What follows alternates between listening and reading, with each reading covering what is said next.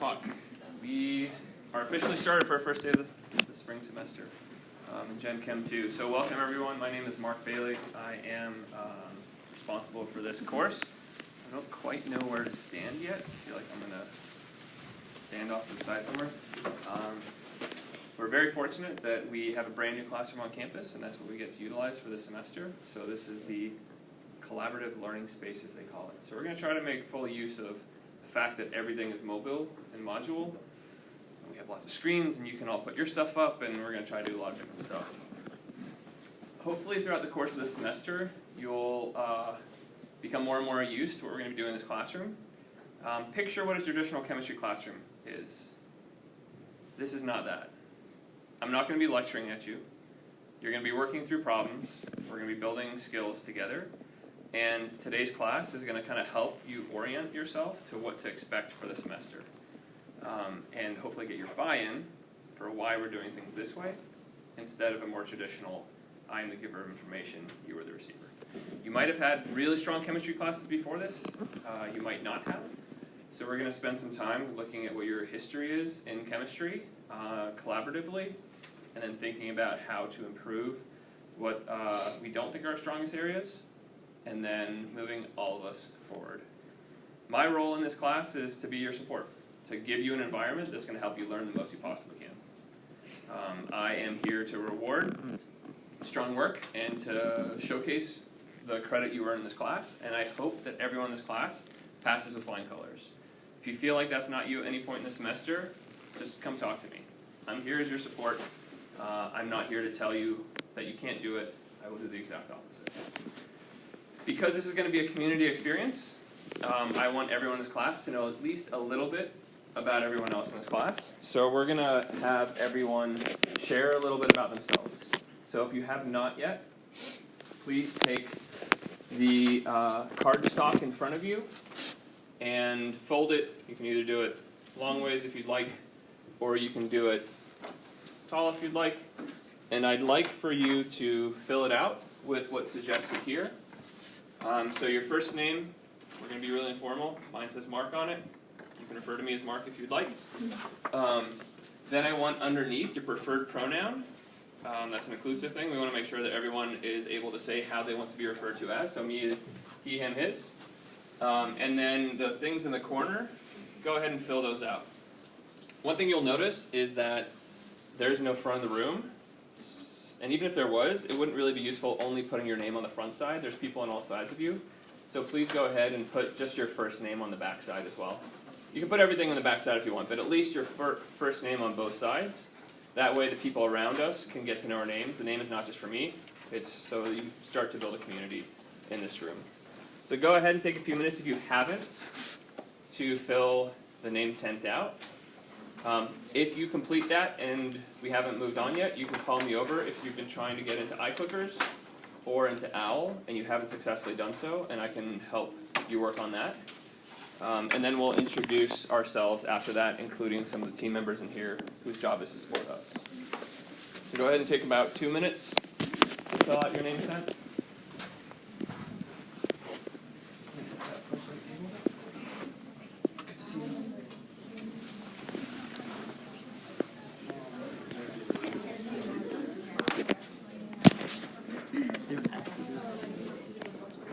I believe there's also an app, although I don't know.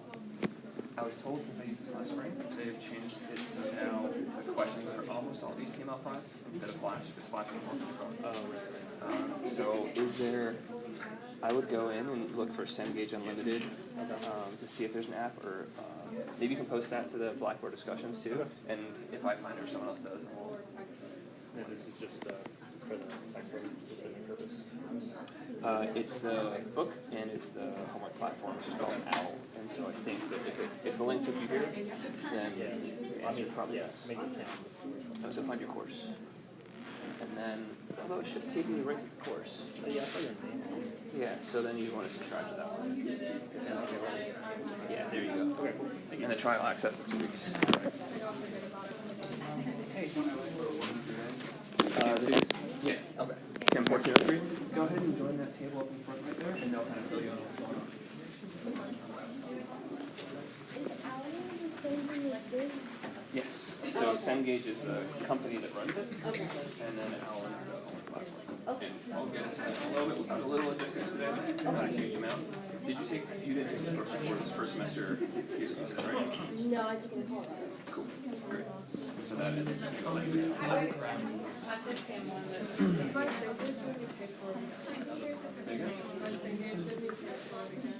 You should not. These students, do you have students who here? Then no, you should absolutely not. I just remember that. I talked to the reps. So if you have an issue, email me and I'll contact Cengage and put you in touch with the right person, but you should be able to get a hold of them. Okay. But with a credit card or something directly through them, yeah, we should be able to get you that money back. Yeah, there's only one cost of Gen Chem. If you have the same book, same platform, that's actually why I'm using that platform, because there's no cost for those students who continue or retaking the class.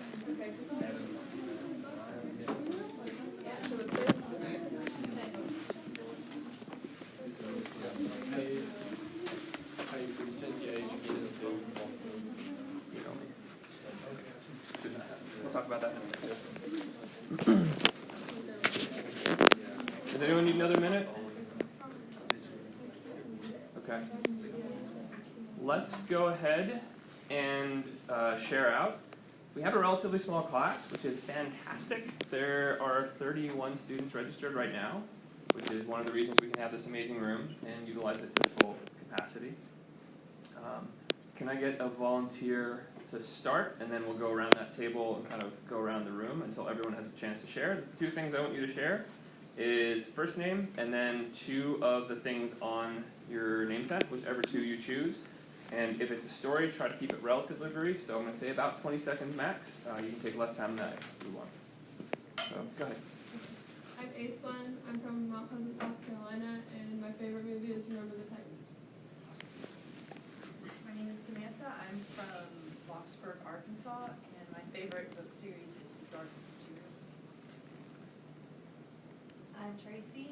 I'm from Desert, Missouri. I am majoring in biology. Awesome. And I'm going to interject with one thing. We're introducing ourselves to the whole room, so no need to look at me as you introduce yourself. This is your community. My name is Mackenzie. I'm from Dallas, Texas, and my major is biology. My name's Carter. I'm from Maumelle, Arkansas. My major is interdisciplinary studies. I run cross country and track for Euler, and my favorite movie is anything that has Star Wars in it.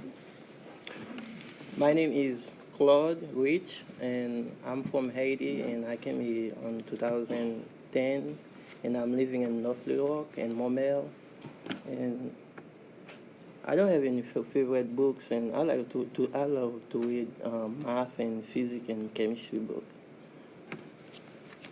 Awesome. My name is Oscar. I'm a biology and chemistry major, and I was born on Valentine's. Is it Valentine's Day? Yeah. Great. I'm Kevin. I'm from Little Rock.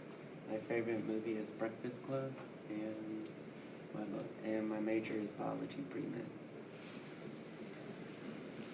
My name is Nick. I'm from Jacksonville, Florida, and my favorite movie is Billy Madison.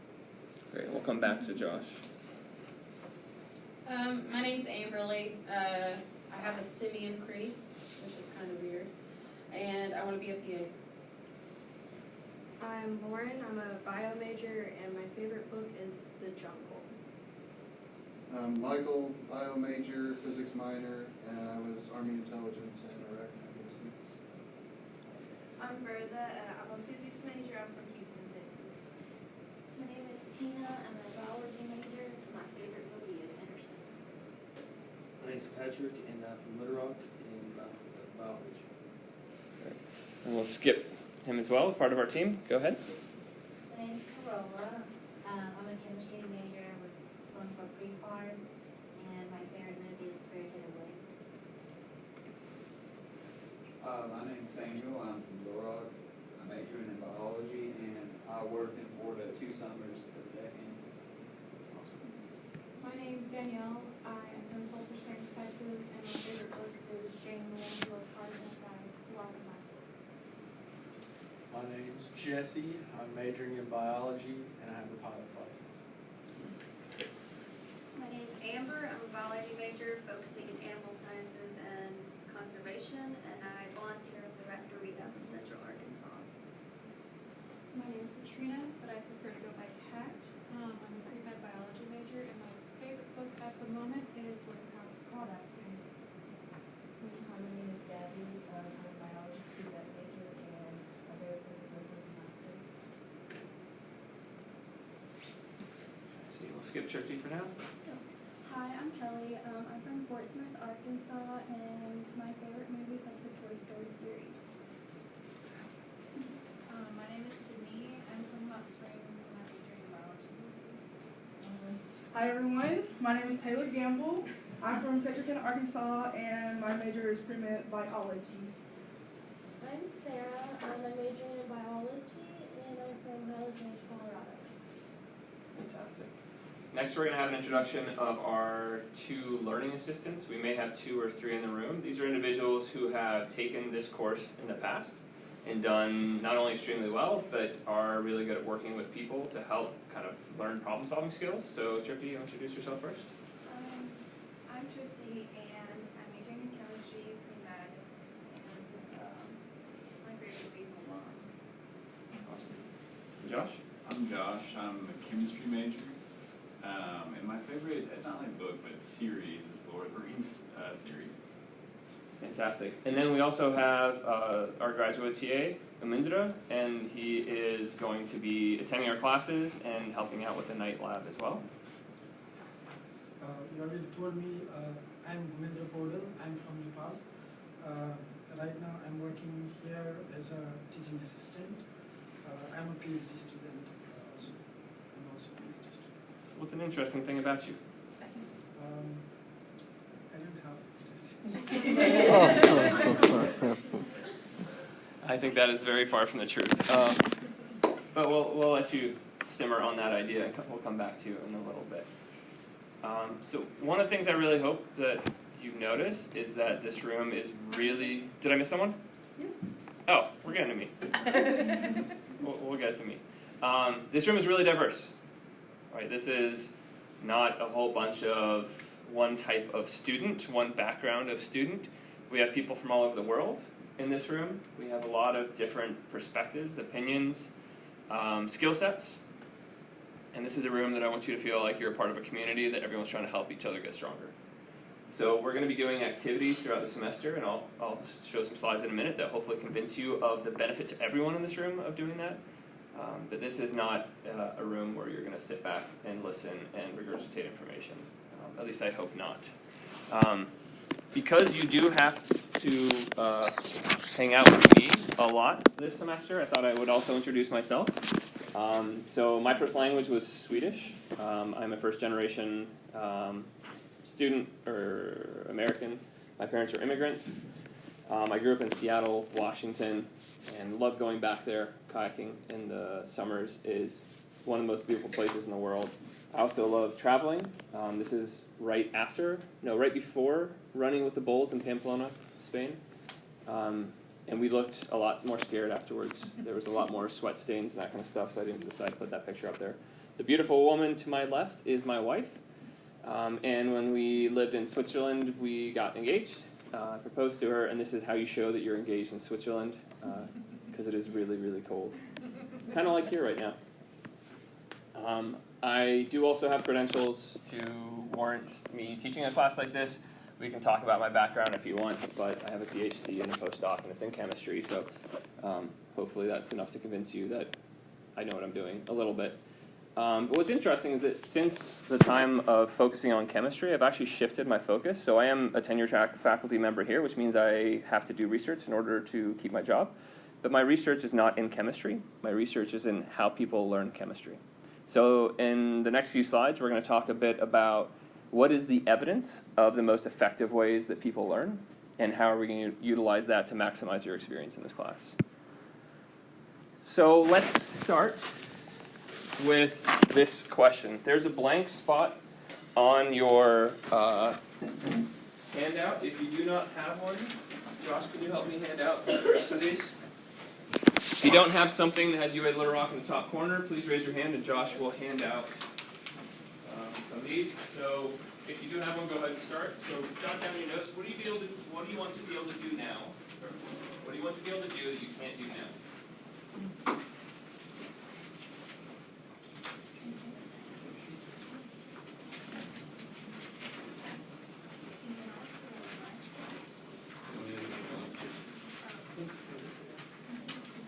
Question number one. Leave this box. That's it. That's what we want to be able to do. And then we're going to get this up.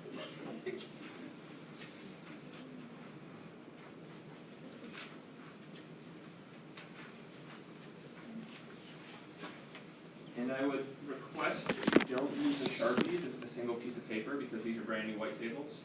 And I think the Sharpies will bleed through. So if you need another pen, just let me know.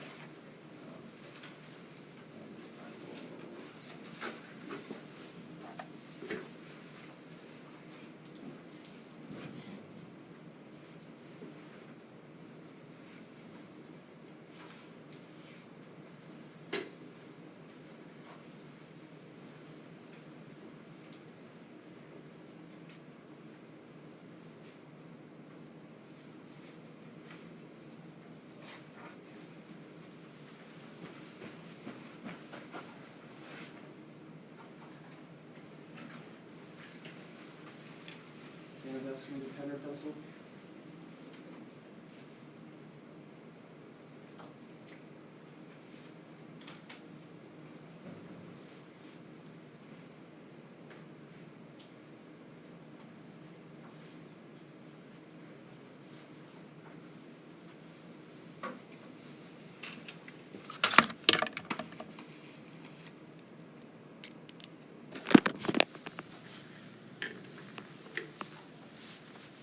Jot down a couple more ideas. Only 15 seconds.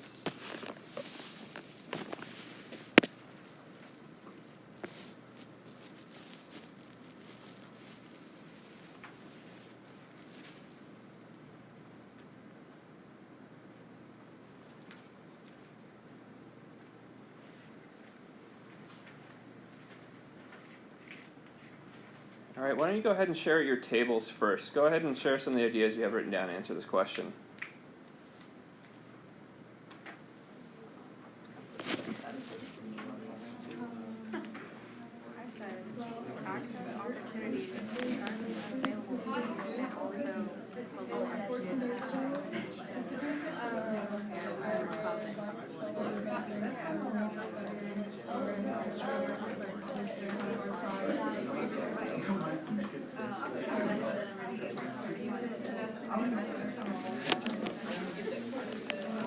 Kevin, do you mind sitting over here? That way I might be able to get the four of you in easier conversation.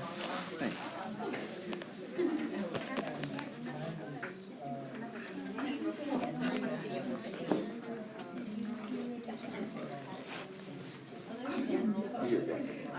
Technically. Oh no, this one, you're right. So are we like technically test subjects? Or just like a trial run almost? No. Not in the moment. Okay. If you were to be, I would keep you informed consent.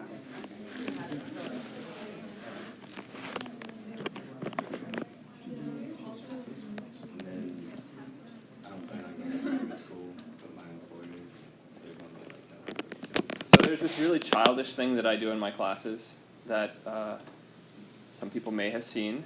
So the goal of this class, as you've noticed, is not me at the center.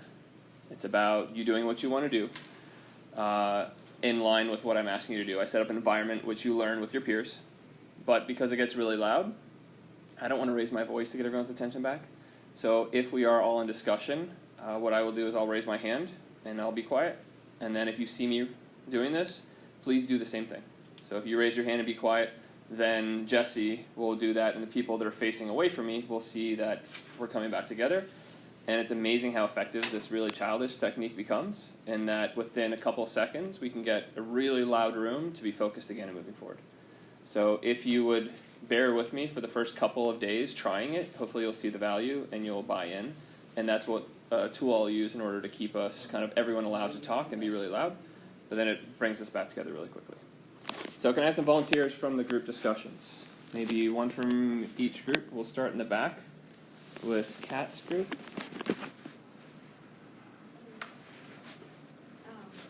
Well, obviously when you say something it's going to trigger, but because I couldn't really think of anything else, but education is one of the most important things to me. So I'm hoping to find the way that I best learn any topic, including chemistry, because then after I leave school and college, I'm still learning. So learn how to learn or learn how I learn. Learn Those how kinds of I things? learn, basically. Great. Learn how I obtain any knowledge.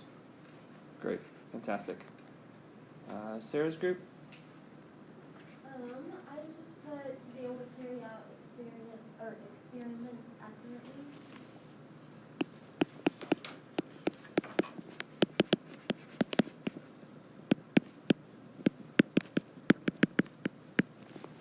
Great. Samantha, your group? Doesn't have to be the person I call on, by the way. I just the pressure is not on the individual; it's about the group discussion. So if someone from that table is willing to share from that group, that's great. Having a broad understanding of how the world properly works.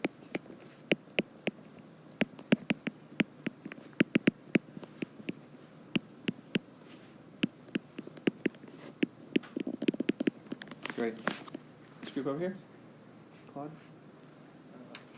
One thing I put in, I want to be successful in this class is one thing, if you don't have books and ask questions, and that's only one thing that you're very successful in to study really hard.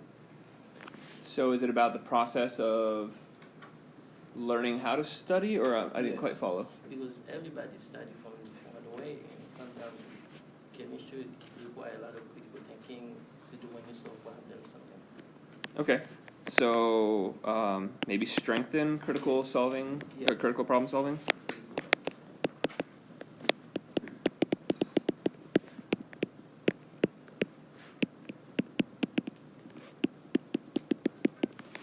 Great, thanks. Group up here in the front. I just put pass CHEM2, but more seriousness, just to learn more in every course that I take here at Euler and anywhere else, or learn as much as I can. Okay. Great. Tina, your group? I said to be a better test taker, not to worry as much before test.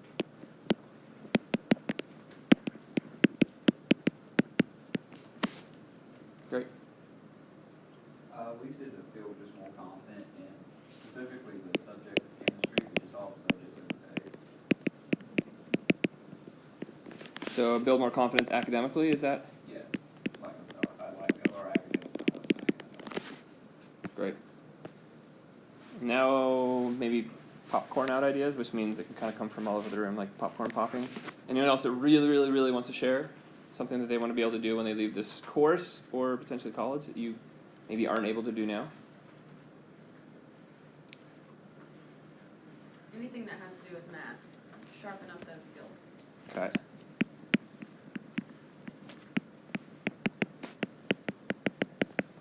Other ideas?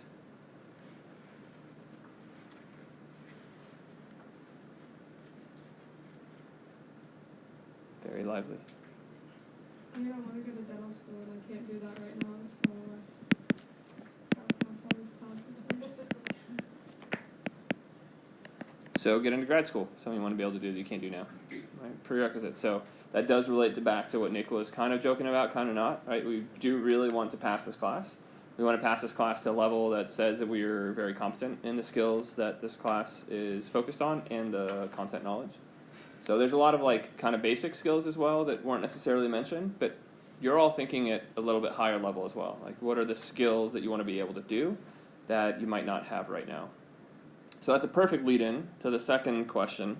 So go ahead and write down your notes if you haven't already for part B of that question. What do you think that graduate schools or employers want you to be able to do when you graduate, or at least leave this course that you can't do before? They're requiring you to take this course.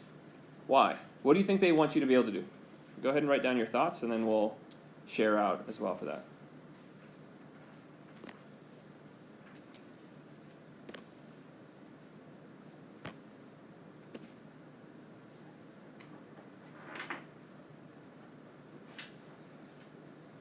Once you have a few ideas down, feel free to share with your tables.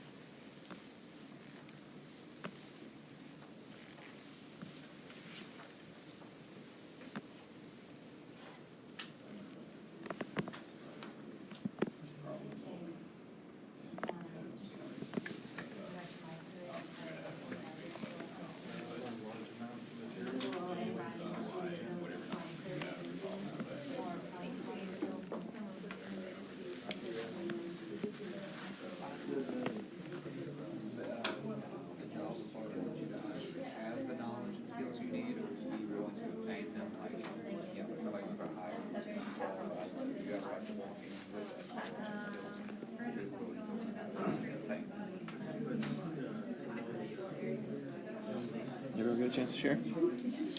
Imagine they'll want me to be able to apply these concepts when applicable. Interesting fact, I was actually born in Sweden. Were you? Pratar du svenska? I don't speak Swedish. I moved here when I was 8. 8 years old? 8 years old. From Sweden or from somewhere else? From Sweden. How do you not speak Swedish? You just like repressed it? Yeah. Yeah, fair enough. I tried to stop learning. It's my first language, and I switched to English really quick, and then I have second grade Swedish skills. It's not great.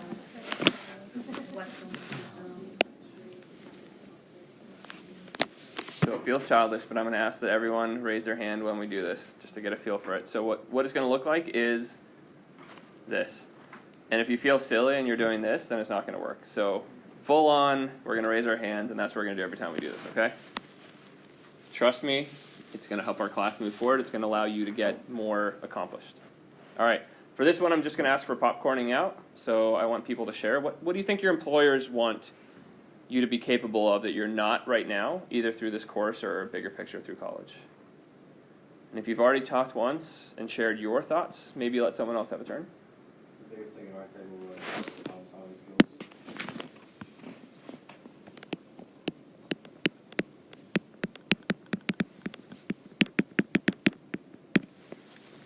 Awesome.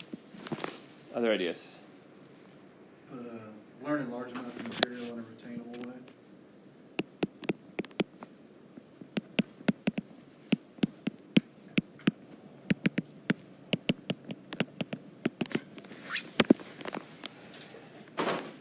Jesse? Sorry, Nick. Do you mind if she joins us at your table here? Is that okay? And maybe, Nick, if you want to scoot that direction, or whatever she's comfortable with. All right.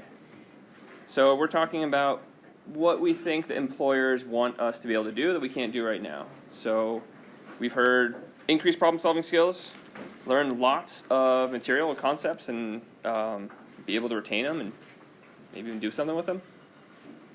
Other ideas? Yes, Kat. What do you mean? Being able to observe, specifically for me, if I'm going to be a surgeon or a doctor, then I'll have to observe what my patient's going through and be able to decide how to treat them properly through those observations. So there's a lot hidden in that, right? So observing is collecting information, but then you're also processing, you're doing problem-solving skills, you're making decisions based on that. So there's a lot. I'm going to kind of try to capture a little bit of that.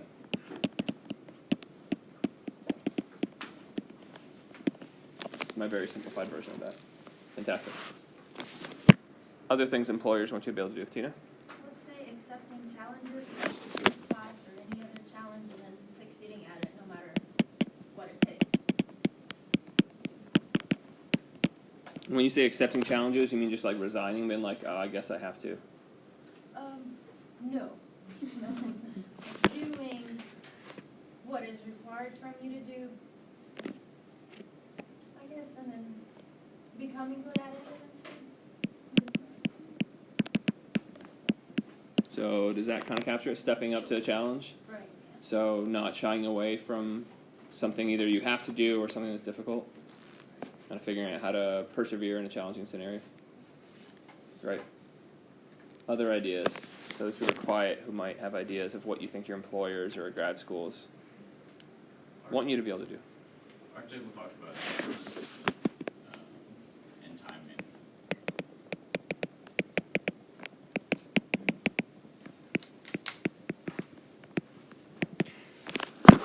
So there is a common perception that general chemistry is weed out class.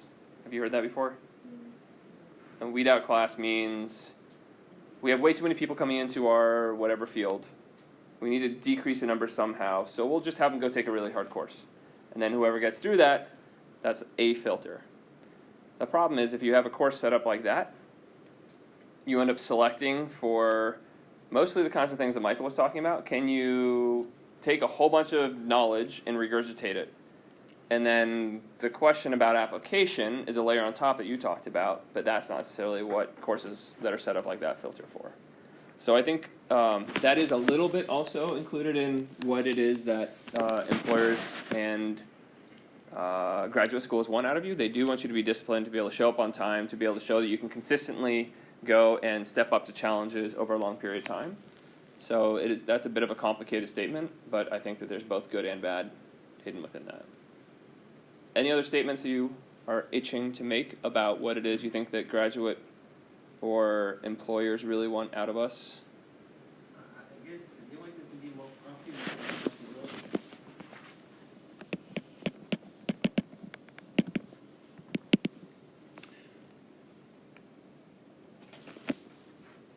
Confident in how we're approaching stuff or what we're doing or decisions we're making? Yeah, decision.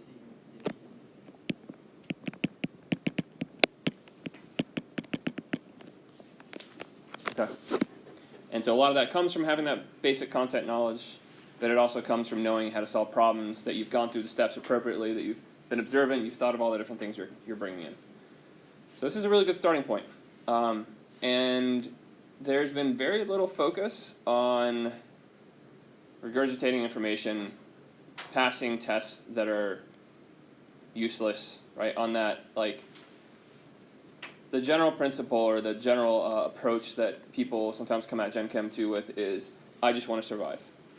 I want you to step back as frequently as you can and think about this type of question. What do you want to be able to gain out of this course?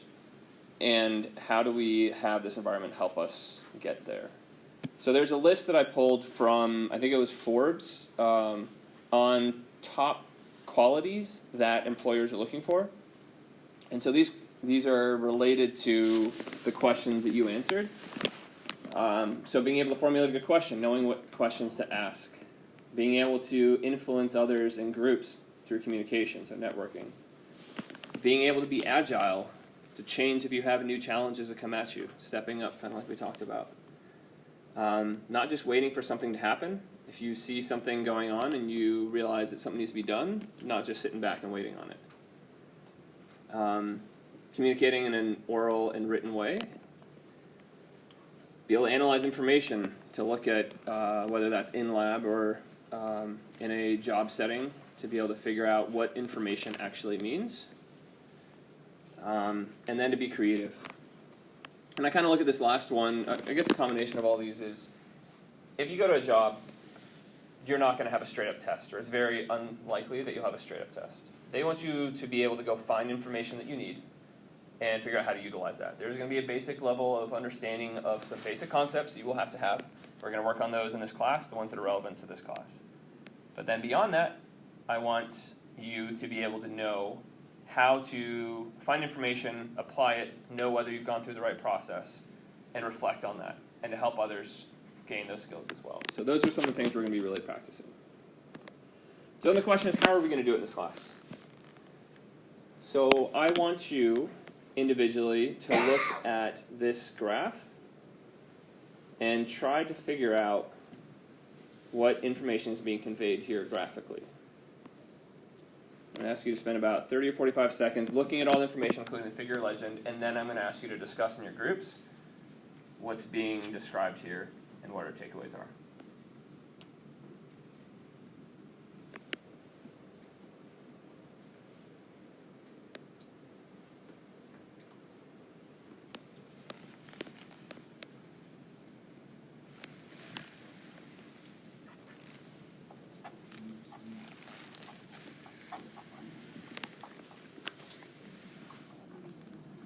to go ahead and discuss, try to figure out what information is conveyed in this graph. Better interactive class. Interesting that the people who made the A's and C's though.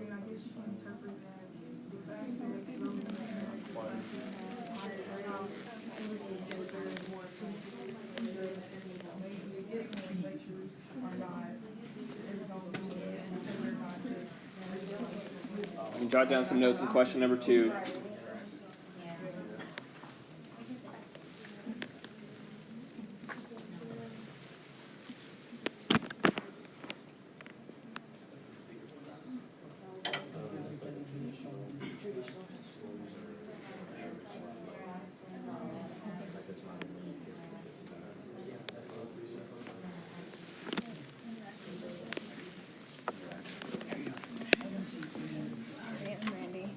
I got very lost.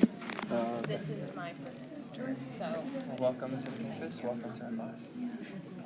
Hopefully it'll be pretty straightforward. Fine. If you have questions about your other classes, let me know. This is the one that I'm in this week. Okay. Thank you. I didn't know where this one was.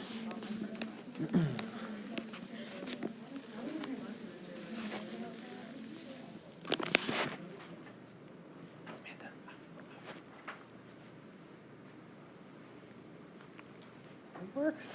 Okay. Can I hear some ideas? Let's say if you have not spoken yet, help describe what your group talked about. If it's a stupid idea, it's okay because it was your group's idea. So what takeaways do we have? What can we learn from this data collection here? Someone hasn't spoken out yet. We have a number of people in our room. Looks like the students usually do better in the interactive type class. Okay. Someone want to elaborate on that, to build on that? Steve. Extremely observant. Kevin, right? So Jesse mentioned that it looks like we have a higher average for the interactive class. So the red one is the interactive, right? And Kevin noticed that there are 0 students failing the interactive class in this particular classroom. What else can we take away from this data? What else did your group notice? With the kids in the interactive class, because their test scores are so much higher, it would suggest that they're a lot more attentive than those in lecture classes. So I would say that that would be a hypothesis we could have, but the data might not show that by itself. But that might be one of the justifications. We might think might be why. Yeah.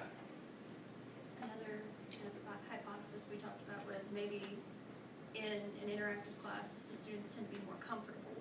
If the professor makes you feel like they want to be there, you're going to want to feel like you want to be there, and you're going to be more ready to learn. Other lecture, you're going to think, here we go again.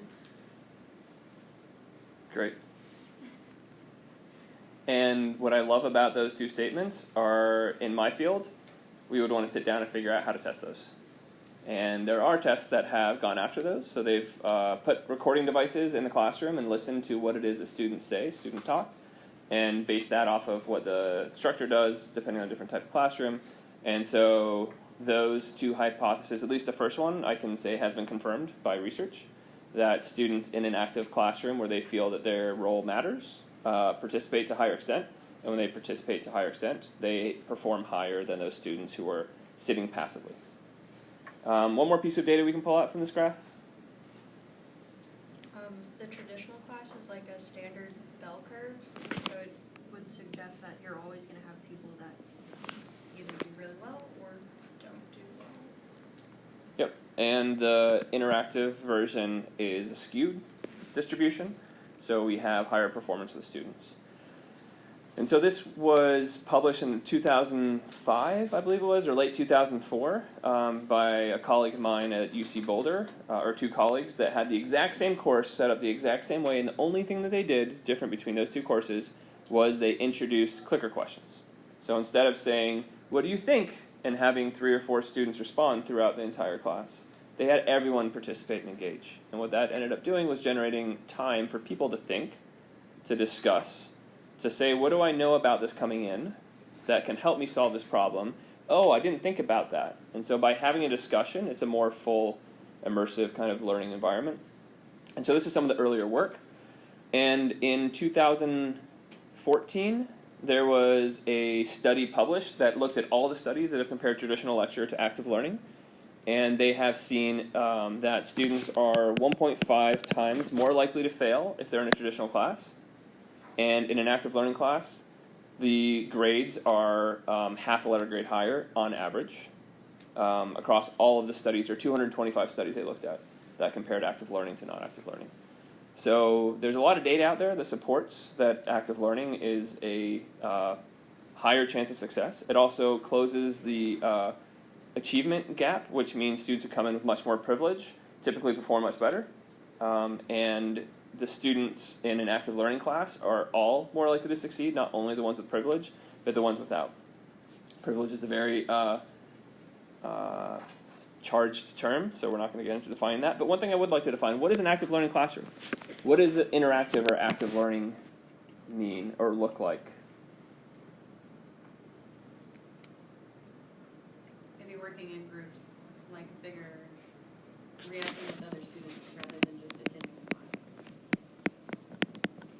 class. Great. Other thoughts of what active learning might look like? Kat? Almost all students engage in computer activity while learning.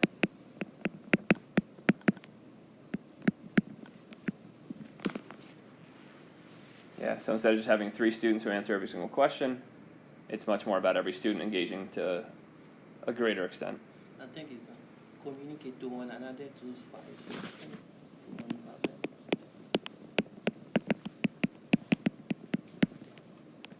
And that kind of loops back up to the group work and engaging, that they do that by communicating with one another.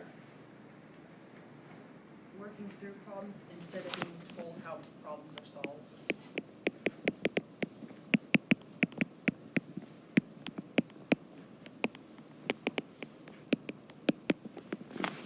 Great. Interactive learning is part of active learning. It's part of active learning. So what do you mean interactive learning? Interactive learning is mainly gained by interaction, whereas in active learning there might be other things beside this interaction. Okay. One of the major signs that kind of these all fall out of or fall into is in a traditional course, there's one person that's the most important person there, and that's the professor. They're there to tell you what you need to know and how you should do things. But if you think about, like, sports analogy is always the most relatable for a large population of students. So if you sit and if you're learning a new sport, let's say you're learning how to play soccer, and the whole practice was you sit and you listen to a coach tell you how to do it. And at the end of the week or the end of the month, you're going to have a game and you're going to be judged on how well you do. Oh, you can go home and practice on your own, that's fine. But at practice, we're just going to tell you how you're supposed to do it. It makes very little sense. We would never do that. So you learn by doing. And in this class, I'm going to ask you to believe the research. And there's a lot more. I just picked one that's kind of a nice visual to kind of talk through. There's a lot of research that says that you learn much more by doing instead of by listening. The old idea was you're an empty vessel, we fill you with knowledge, and you leave being able to take a whole bunch of information and knowing what to do with it. And unless you get the chance to do that, to actually grapple with the information and to struggle through it, the likelihood of you learning how to use it is going to be really low. That means that this class is going to be done a bit differently. You can already see that today. I don't know how many other classes you have like this from the beginning of the semester, but we're changing the attitude on campus, and we're moving in this direction as a campus. We run professional development for faculty and train them in how to be more effective for all students instead of the privileged students. So we are moving forward.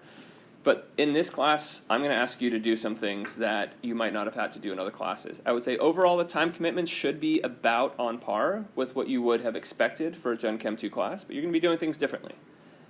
Outside of class, I'm going to ask you to do the easy lifting.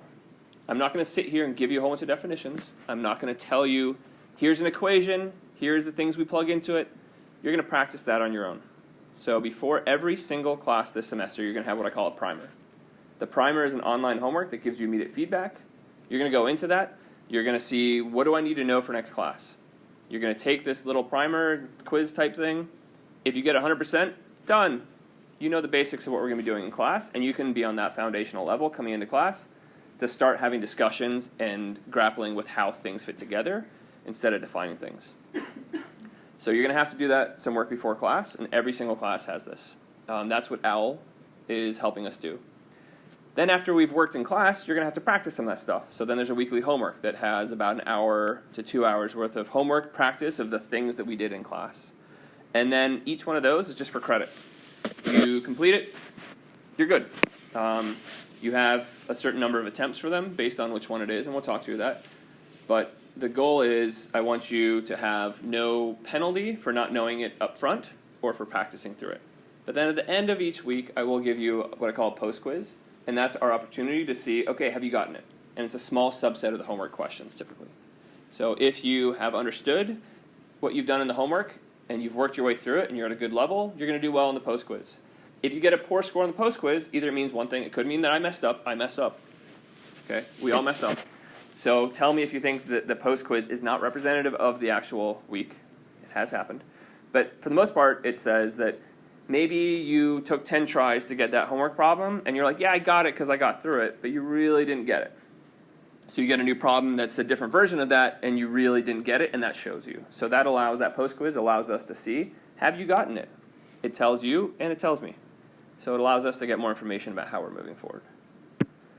So the idea is, yeah, Jesse? So the primer, we get credit just for completing that too, right? You get credit for completing it correctly. So there's going to be typically about 3 questions. You have 3 tries on each primer. So if you take it I can't remember 100%. I switched between homework platforms between semesters. I think I've told them 3 attempts at the entire assignment. It depends. There's actually 2 different formats of it, but at a minimum, 3 attempts at the whole thing. The idea is the first time, I don't want you to study at all before you take it the first time. Take it and see if you get 100%.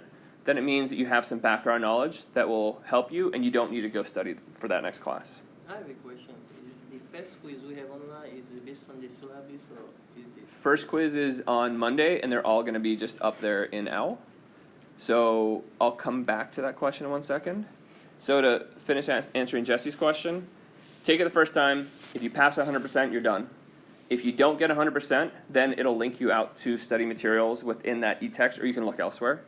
And then you come back for 2 more trials, and it might be multiple attempts at each question. I'm not 100% sure. But the idea is that everyone needs to be at that level when we come in. I'm expecting everyone to have completed and passed the primer before we come into class. That means we can have a much more intelligent conversation. I'm not going to be talking about equilibrium constant for acids, and then you're all going to look at me and be like, I don't know what he's talking about. And I have to spend the first 15 minutes explaining that, or something that's not going to be very useful. So the idea is we all come in at least with an idea of what the terminology is. Even if we don't really understand like the concept itself, we're going to grapple with that in class. And so the syllabus, my syllabus doesn't actually have a schedule in it. I have a schedule posted online. It's a Google Doc, and it's linked in the left side of our Blackboard page. And from that, you can see usually 2 weeks ahead where we're going to be working on. So you can read ahead if you would like, and you can work ahead. But most of it is going to be led by the primers and the homework. So the way I set out this course is that by the end of this course, I want you to be able to do stuff. And that stuff I've outlined in the syllabus, which is listed here. You don't need to go through and read everything specifically. The take-home message is the bolded words. Explain, filter, determine, collaborate, track, predict, extend, count, distinguish. I want you to have more skills when you leave this class than when you came in, or to have improved upon the skills that you currently have. So, as I mentioned, our in-class time is going to be used for grappling with problems. Out-of-class time is that basic acquisition of problems, of skills and terminology. So in class, we're going to be building on that work. if the majority of class keeps up and is able to do that work, then we will be able to have very constructive conversations and much better use of class time. It's the same thing as a coach saying go home and pass the ball against the wall 100 times. When you come in, we're going to figure out how that skill is going to be used in a more complex situation.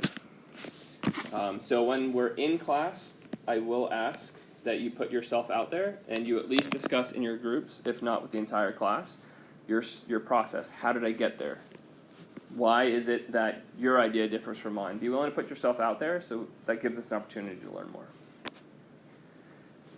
We are also going to hear from every single student in this classroom for many questions each class, and we're going to do that with iClickers. So iClickers is an app that you can have on your phone or your computer. If you do not have access to either one of those two, come talk to me after class or send me an email. We can probably find a way to have additional iPads in here. And that's going to be used to give a response, whether that be alphanumeric, so you type in a word or you select from one of many different options. I might put an image and you have to select part of the image. There's a number of different things we can do with it, but that means that every single person gets to submit a response to every question in class. Yeah, Jesse? You're going to be using PowerPoint presentation? Yep, so most of my stuff is guided by PowerPoint, like today. This tablet records all the audio from the microphone on the tablet, and it also records everything that's being sent out to the screen. As soon as class is over, I post that to YouTube, so that's our YouTube playlist, is every single class for the entire semester. So if you are sick, if you can't come to class for some reason, the first thing that you should do is watch that YouTube video and participate as if you were in class. I also post the worksheets, which is what you have today. So make sure you go through it and don't just sit back and listen, because once again, you're not learning if you're not doing. And then if you have questions, you can follow up with me, and I post the slides afterwards as well. Okay, so I was just wanting to know if we'd have them before class. Nope, I don't post them before class, but I do always have the worksheet and the slides posted after class. And if you do the primer, that gets you to the point where I know what you know what you needed to know before you got here. And then, for those of you taking night lab, you're going to take it with Umindra. That will start on Monday. Everyone who's taking lab with Peter Zueto, that will also start next week, so whichever day of the week you have lab. That is 25% of your grade. It is a chance to take these concepts that we learn in class and apply them and to work through them. And you have two great instructors with Umindra and Peter. They are both experts in helping you through those labs and that material. So Umindra has a past of teaching for almost a decade, and Peter has been here working with us as a graduate student for 4 years with this specific lab, so with this class. As you were asked in any of our platforms to enter your student ID number, please make sure that's the right student ID number. That's how I get you credit for clickers and for your homework and those kinds of things. Make sure it's T00, whatever that is. Enter that accurately. So that online homework platform that sent an email out this afternoon is like at 4:30, so you probably haven't a chance necessarily to get in there yet. But click on that link. If you have used Cengage OWL or Cengage for a class this fall for CHEM1403, or in the past year, you shouldn't have to pay for access this semester. So if you either had Gen Chem 1 or Gen Chem 2 here with that specific book, that access should carry over, and it's one term means Gen Chem 1, 2. I don't know why, but you should not pay the $120 if you paid here for Gen Chem 1 for 1402. If you have any questions about that, or you accidentally paid and need to get your money back, email me and we'll figure out how to get you in touch with people who can help you with that. So that is both your e-textbook, which is that cover, and it's your homework platform. And as I mentioned before, I have 3 components. Before you show up to class, I need you prepared. That's the primer. So the primers are due 5:45 p.m. The first one is due Monday night. And credit is, did you get it complete? Or did you answer 3 out of 4 questions? You get 75%. Right? It's, how much of it did you end up getting correct before the time of class? The homework is longer. It's typically about an hour to 2 hours worth of work on average. Might be longer or might be more difficult concepts for you for a particular week. They are typically due Sunday night unless I fall way behind for something, and then we'll talk about dates. I'll be very communicative of any change in dates. If you feel like a deadline is very inappropriate, also let me know. Sometimes I don't have all the factors in my head of what's going on. So if there's a lot going on and we put too much on you, don't just complain to your fellow peers. Please let me know. My job is to help you succeed, not to punish you and to fit you in a very strict regimen. So once again, homework is, can you get it right? I think with homework we gave you 10 attempts or something like that. If there's multiple parts to a homework problem, it might take you 6 attempts, right? 2 attempts for each of three parts. If it's one type of problem in one section of it and it takes you 10 tries, if it takes you 5 tries, please stop, step back, and say, maybe I'm not understanding this. Maybe I'm missing something. Maybe I'm just entering it wrong. Maybe I don't understand the question at all. What are you going to do if you're at a point where you've tried a question 5 times and you're still getting it wrong? What are some options? Ask for help. How? Email you or Okay. somebody. So emailing me would probably be one of about the 3rd or 4th steps. So what might we do before that, Sarah? There's that discussion board.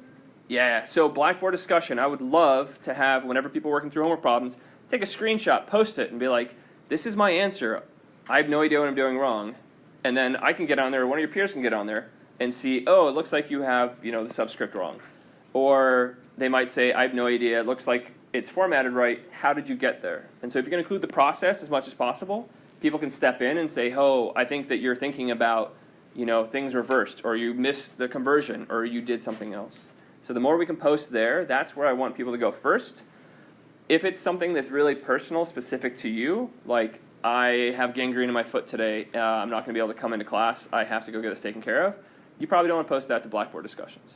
But for things that you think other students in the class might benefit from hearing, that I might get asked 10 times, or that just might be a useful reference, I found this really useful YouTube video on this topic, drop it in there. That's where I want most of the stuff to go. So I would highly advise everyone to subscribe to both logistics, and now there's a forum for pre-exam 1 concepts. What else besides posting to Blackboard and emailing me? What else can you do? Textbook. What's that? Textbook. Textbook. Great reference. A lot of the questions will have a little marker at the top of the question that says link to e-textbook, something like that. You paid for it, you might as well use it. So the homework platform, paying for the homework platform means you have access to the entire ebook, and it's specifically made to direct you to that topic of the content. Kat? Okay. One other major resource? Tutoring lounge. Tutoring Lounge is huge. I will be posting the schedule online, and that's on the 4th floor in the Science Lab building. So once you get off the elevators in the Science Lab building, make 2 lefts on the 4th floor, and you'll get there. And that's staffed with graduate students pretty much throughout the week. I'll put the schedule up online. What's the name of the other book that you have a link to on Blackboard? It's got just a bunch of questions and stuff in it. 380 pages. Poggle? Yeah. So throughout the semester, there are on their schedule suggested readings. And those suggested readings come from this book written by Rick Moog. And it's basically, they're meant to be done in groups, and they're activities that scaffold. Here's an image, kind of like we did with active learning. What information can you gather from this? And then now let's apply that to something else. Have I posted that workbook yet? Yes, sir. I got on there earlier. And Is it linked out from the schedule? It's in Blackboard? Yeah, so the PDF is there somewhere. What's that? It's in course materials. Fantastic. So under course materials, if you download that PDF, do not disseminate it. It's supposed to be $85 per person. We don't have access to it, but we're not making money off of it, so I guess copyright's kind of a gray area. Every week there's like I try to do 1 to 3 activities in that can help bolster what we're doing in class. We will use some of them in class, but some of them are available to use outside of class. So if you work through that and you struggled, posting something to Blackboard or coming to office hours, I will send out a doodle poll to find out when the best times are to host office hours. Having a night class means it's a bit challenging because maybe you're not here during the day, maybe you work, maybe you have family members to take care of. So we'll try to find the most convenient office hours for everyone in the class, and I'll hold 2 sets of office hours during the week. And we're also going to do a supplemental instruction. So there's going to be 1 to 2 sessions a week that you can drop into to work on some additional stuff. So we'll talk about that more in class on Monday, but please fill in the polls that I'm going to send out between now and the end of the week. And some of the material that Jesse's talking about, these POGO activities, will be both suggested and some of them will actually be utilized in these supplemental instruction workshop times. Well, it seemed like there was a whole bunch of questions on there, but I couldn't find any of the answers. Correct. That makes it kind of hard to know how well you're doing. Yep, and answer keys are non-existent for that book by design, because they're meant to be discussed and worked through, and it focuses on the process and not the answers. So if you feel like you're at a point where you're not certain that you're getting the right answer, they're actually meant to be done in a classroom with an instructor present. But if you get to a point where you've been working through them and using them, please come to office hours or post something to Blackboard discussions and say, here's something I did, I'm not sure, or one of those avenues is how we're going to use that. There will be no answer keys for that particular material. All of your online homework, immediate feedback with answer, and if you don't have the right answer, it'll give you guided feedback. So that is one of the resources, and that one resource does not have the answer key that you're used to. Like I mentioned, there's the weekly quiz afterwards, and that will typically be open for 48 hours, usually the day that the homework assignment is due, and it'll go through the next day as well. And the quiz, you have to do it on your own. You can't sit down with your buddy and be like, you do it first, and then we'll write down all the answers, and then we'll like figure out how to do it. It is honor system that you're doing it on your own, and that this is your own work. It is timed, so once you start it, you have, depends on the quiz, you'll have 30 minutes to 45 minutes to complete it. And during that time, you can turn off your computer and turn it back on. It'll count down the clock, because the clock's on the centralized system. And by the end of the 30 minutes, it'll stop. So you can log back in, log out. You're not going to lose you can always log back into it if you need to during that time. So if you're on a device and it doesn't show up, change devices, change browsers, that kind of stuff. And if you go home tonight, you try to log into the Cengage platform, and you're unable to, there is multiple ways to get help. You can post the Blackboard discussions for logistics. You can email me, but tomorrow, especially if you're on campus from 11 to 2, the representatives from the company that runs OWL, which is Cengage, will be in the bookstore from 11 to 2. And you can just open up your computer and be like, I'm trying to get into this class, can you help? And they'll be there to help. How long before it's due is it posted? Typically, I try to get everything up at least a week ahead of time. If it's not, I'm guessing you'll let me know, and I appreciate that. Is that cool? So I try to be as respectful, because I know people's schedules can be tight, so it is useful to have things up there a week ahead of time. Does that always happen? No, but I will try, and reminders help. Last thing is Blackboard. If you don't have your notifications on, please make sure that my announcements go to you. I can override settings and send it as an email from Blackboard, but I don't like to do that unless it's something really important like exam dates or those types of things. Or I'm not going to be in class tomorrow because I got run over by a bus, those kinds of things. All right. So we have 10 minutes left in class, and I'm going to get us 12 minutes. I will say one last logistic thing. I want you to get your money's worth. So I will always use every minute of this class. If you have to leave early for any reason, that's fine. But if you're just like kind of getting ready towards the end of the class, don't pack up until the time is over, because it is distracting. So keep that in mind for everyone else in this classroom to maximize utilization of classroom time. And if you start packing up, I might give you a look, and you might be like, gotta go, and it's fine. So don't worry about that. I know you have stuff going on.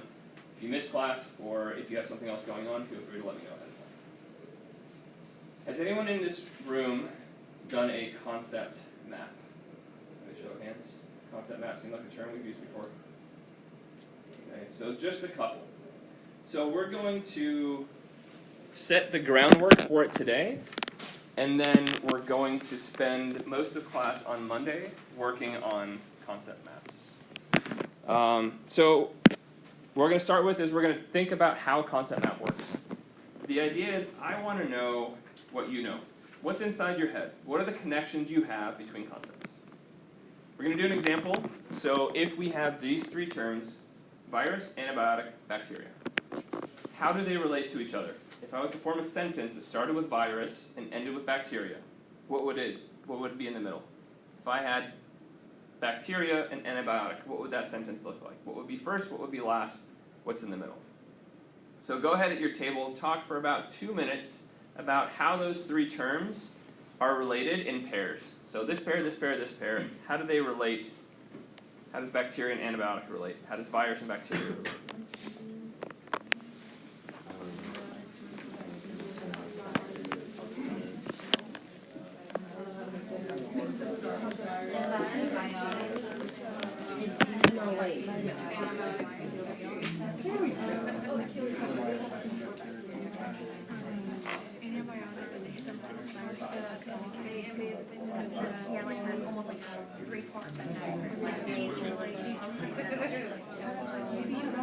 All right.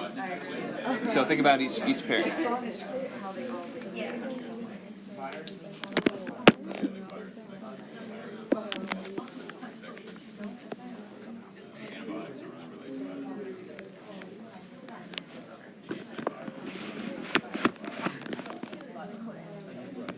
Do you have connections between all of them?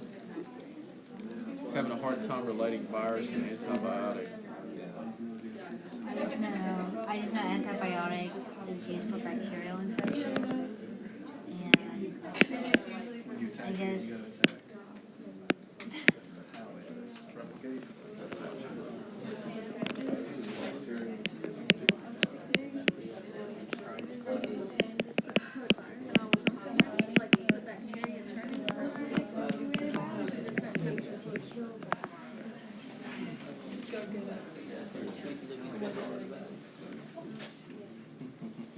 All right, so let's start out.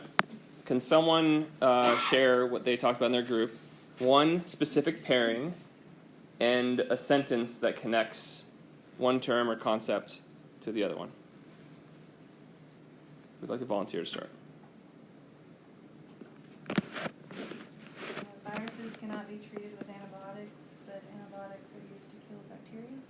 Okay, so you have multiple concepts there coming together. So let's do virus to antibiotic. So you said cannot be treated.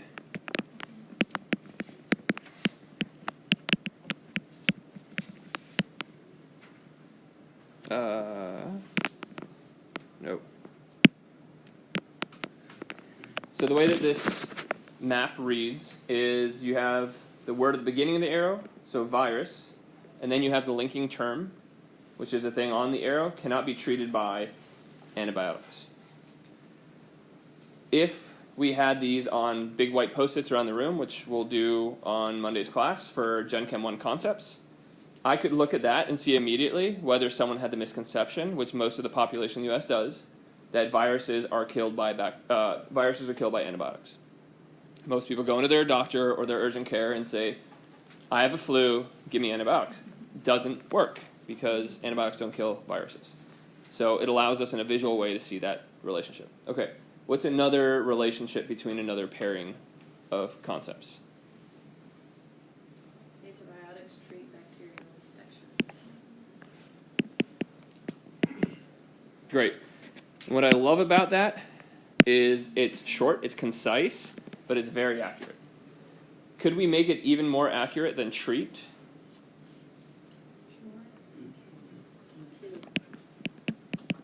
Kill. And is that completely accurate? Antibiotics treat or kill bacteria? Sounds like a very definitive statement. Antibiotic resistance, and so that kind of is implied in that. So we can add more and more specificity to show we have a deeper understanding of the relationship between two concepts. What else? What about bacteria and viruses? Has anyone related those? They're both pathogens.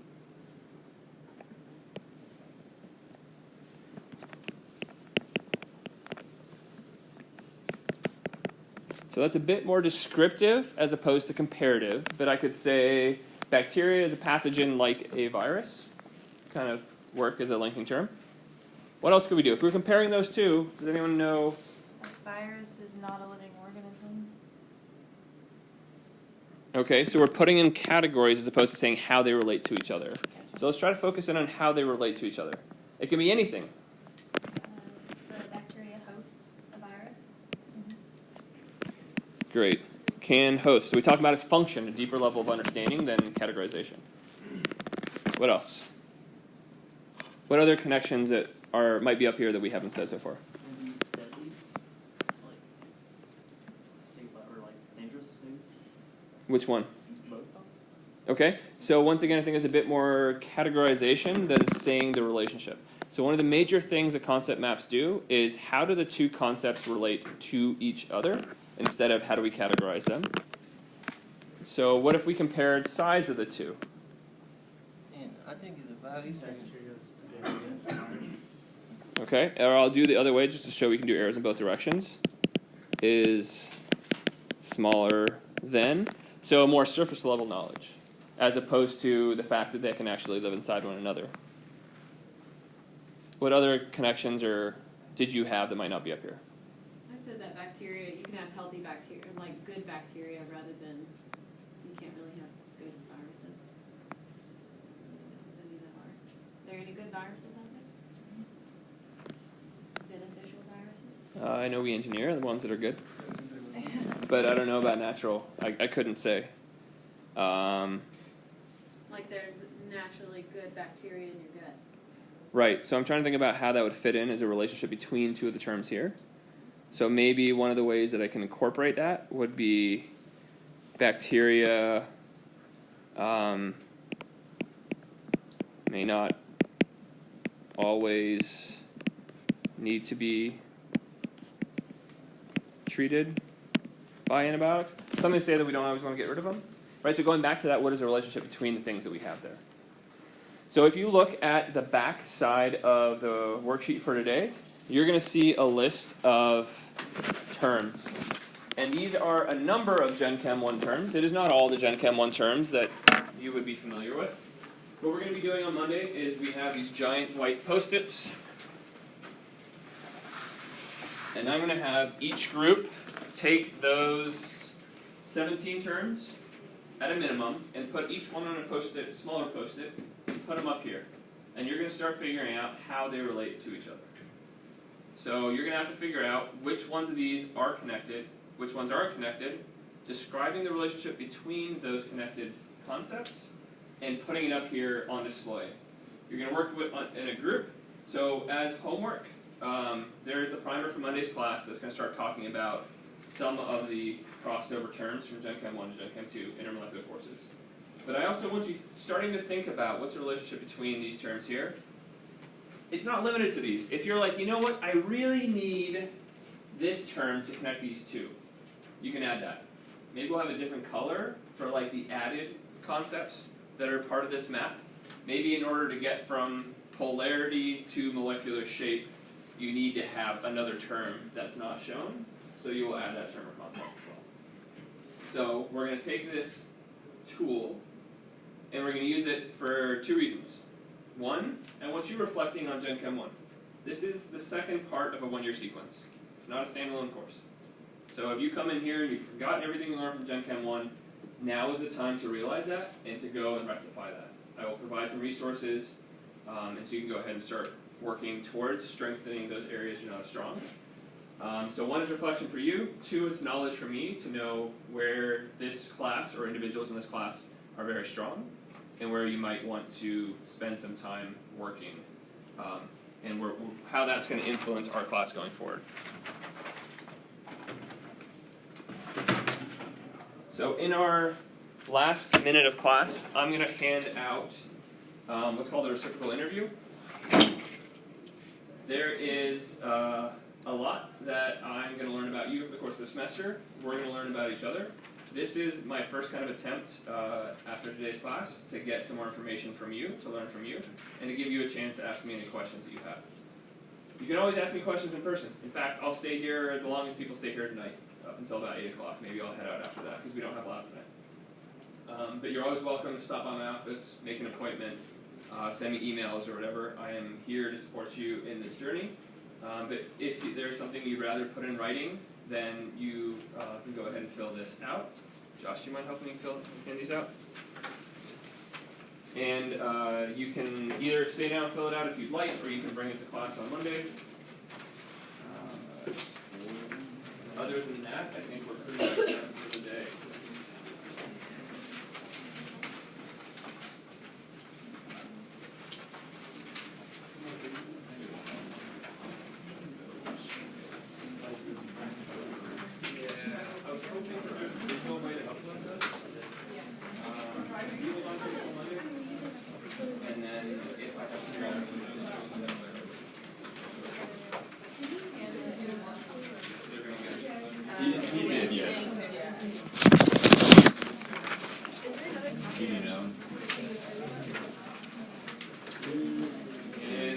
weekend. I look forward to seeing you on Monday.